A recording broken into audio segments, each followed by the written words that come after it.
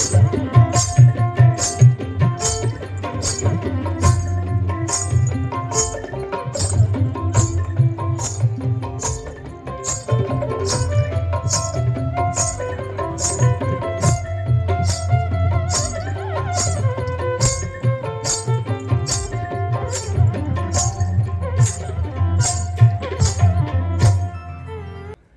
जी महाराज कहते हैं कि परीक्षित इसी प्रकार से भगवान का श्री सत्यभामा जी के साथ पाणी ग्रहण हुआ।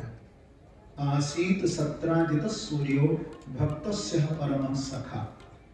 एक यदुवंश एक यादव थे द्वारिका में जिनका नाम था सत्राजित। इनकी एक बेटी थी जिनका नाम था सत्यभामा। ये सूर्य भगवान के परम मित्र परम सखा थे। एक बार सूर्य भगवान ने इनको प्रसन्न होकर के एक मणि दी थी जिसका नाम है समंतक मणि, और ये मणि से डेली 160 तोले सोना निकलता था, झड़ता था। तो एक दिन उस मणि को पहन करके सत्राजित महाराज गए उग्रसेन जी की सभा में। द्वारिका की घटना है। तो भगवान कृष्ण सत्राजित से बोले कि भैया ये मणि आपके पास बहुत बहुमूल्य है, आप ऐसा करिए कि इस मणि को महाराज को भेंट कर दीजिए, क्योंकि आपकी एक बेटी है और इतनी दौलत इतनी संपत्ति का आप क्या करोगे? इसे राष्ट्र की सेवा में लगाओ, अच्छे कार्य में लगाओ। लेकिन इसके मन में आया कि लगता है लेने की इच्छा भगवान की है, कृष्ण की, इसलिए अपना नाम नहीं ले रहे हैं और महाराज उग्रसेन का नाम लिया जा रहा है। तो देने की मन में इच्छा नहीं थी सत्राजित के इस मणि को, तो लेकर के उस मणि को वापस अपने महलों में चले गए। कि तमई कदा मणिं कंठे प्रथमोच्च महाप्रभं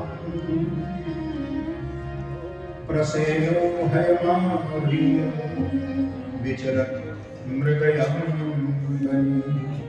कथा कहती है कि उसी मणि को पहन करके सत्राजित के छोटे भाई हैं जिनका नाम है प्रसेन, शिकार खेलने गए। एक शेर ने प्रसेन को मार डाला और शेर के पंजे में मणि फंस गई। देखिए कथा थोड़ा सा ध्यान से सुनिए और आपको इसका एक रहस्य बड़ा सुंदर प्रकट हो रहा है, आपके मतलब की बात, क्योंकि सबके साथ ऐसा होता है, इसलिए कथा बड़ी काम की। शेर ने उसको मार दिया। शेर जब आगे बढ़ा तो जामवंत ने शेर के पंजे में उस प्रकाशमान वस्तु को जब देखा तो शेर से युद्ध करके उसके पंजे से मणि निकाल ली और अपनी बेटी जाम्बवती को खेलने के लिए दे दी।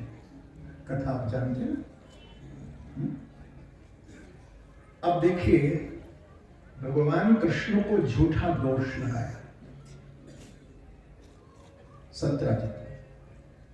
अब लीला का दर्शन हम करते हैं तो भाई उसमें तो कहा गया है कि भगवान ने एक बार भादों सुधी चौथ का चंद्रमा देख लिया था, इसलिए भगवान को झूठा कलंक लगा। बात ठीक, क्योंकि भादों सुधी चौथ का चंद्रमा देखने से व्यक्ति को झूठा कलंक लगेगा। कभी कभी लोग मुझे कहते हैं कि गुरुजी ऐसा कैसे हो सकता है, तो उस दिन क्या हम चंद्रमा को देखे ही नहीं? तो मैंने कहा भैया यदि भागवत की बात पर आपको विश्वास नहीं है तो उस दिन आप फाड़ करके ही देखिए,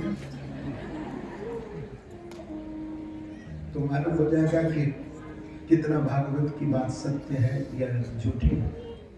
मैं आपको गारंटी से बात कह रहा कि भादों सुधी चौथ के चंद्रमा को गणेश जी का श्राप है, और भादों सुधी चौथ के चंद्रमा का दर्शन करने से आप नोट कर लीजिए कि झूठा कलंक, कहीं निंदा, कहीं आपकी बुराई, तत्क्षण उसका प्रभाव होता है, क्योंकि गणेश जी का श्राप है।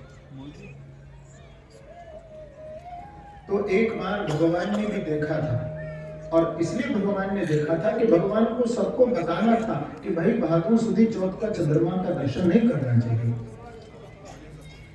इसलिए भगवान ने अपने ऊपर कलंक लगा लिया।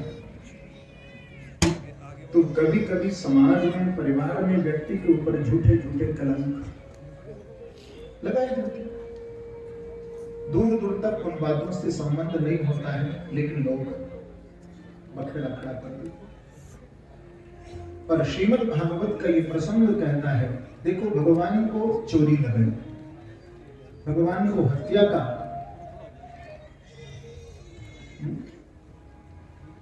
कि भगवान ने सत्यराजित के भाई प्रसेन को मारा है, कितना बड़ा आरोप। लेकिन भगवान उस आरोप को लगाने के बाद भी विचलित नहीं हुए, क्योंकि जब व्यक्ति सत्य में स्थिर होता है, श्रीमद् भागवत कहती है कि यदि तुम सत्य में हो तो सत्य को हटाया जा सकता है, सत्य को अपमानित किया जा सकता है, सत्य के साथ षड्यंत्र हो सकते हैं, लेकिन सत्य को कभी मिटाया नहीं जा सकता है।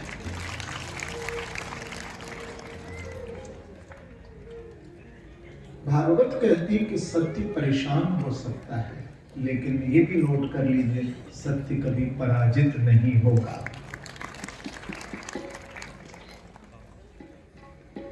देखो भगवान गए, और एक बात और प्रेम से कहो श्री राम,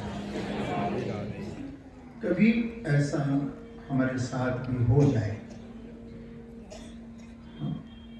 झूठा दोषारोपण हो जाए, परिवार में, समाज में कोई उंगली उठे और आपने वो कार्य न किया हो, क्योंकि लोग तो आसपास के लोग भी बहुत आपकी झूठी झूठी बातें करेंगे, क्योंकि स्वार्थ भरा जमाना है ना, स्वार्थ लाभ करें सब प्रीति, तो घबराने की जरूरत नहीं।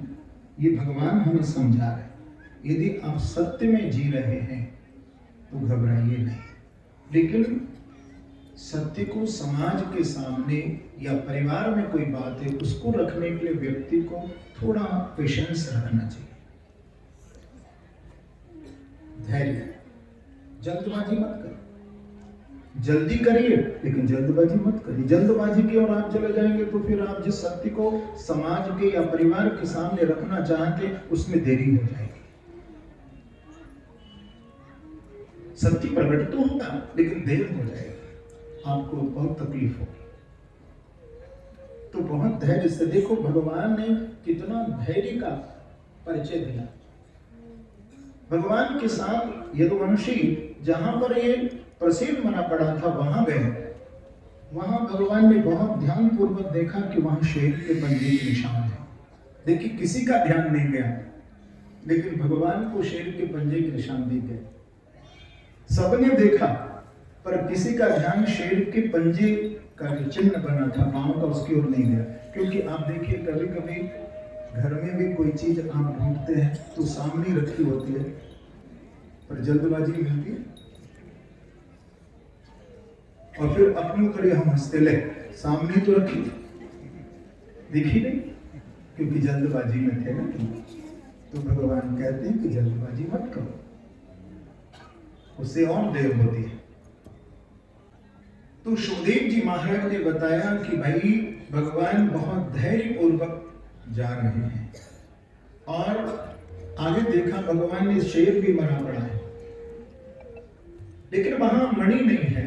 तो सामने तम पूर्वम नरम दृष्ट्वा धात्री चक्रुष अभीतवत, भगवान ने जामवंत महाराज की गुफा के दरवाजे पर उनकी बेटी है जामवती जी उस मणि से खेल रही है। देखिए दिख गई।